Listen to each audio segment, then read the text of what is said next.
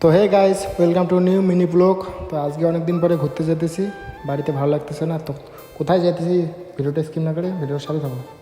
তো guys finally চলে আসলাম মহারাজা নৃপেন্দ্র নারায়ণের রাজপ্রাসাদ। 4-5 মাস পরে চলে আসলাম, বাড়িতে ভালো লাগতেছে না। অনেকদিন থেকে ভিডিও কন্টিনিউ দিতে পারি না গাইস তোমাদেরকে। মানে যে কোনো জায়গায় অনেক দিন পরে গেলে মানে মনের যে ফিলিংসটা মানে এতটা ভালো লাগে, খুব ভালো। আমাকে এতটা ভালো লাগতেছে এটা গাইস সেই।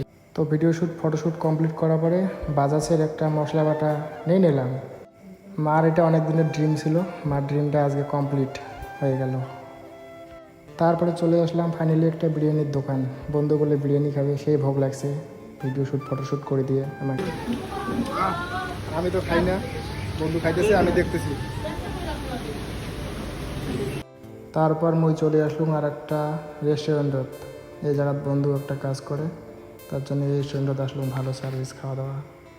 মানে গাইস মুখ যে ভোগ লাগছে আর মুই যে গাছে লাগছ না, সেই খাওয়া লাগছ।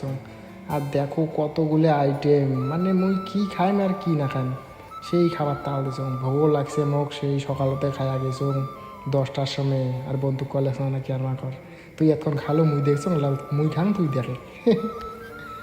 তারপরে সোজা চলে আসলাম বাড়ি। এলা যা লাগছি আমরা বাড়ি।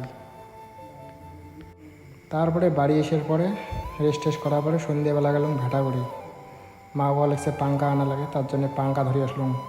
মাও গেছে আমার সাথে 3,500 টাকা দিয়ে। তো ভিডিওটা বেশি বড় না করুন, ঠিক আছে গাইস, টাটা বাই বাই।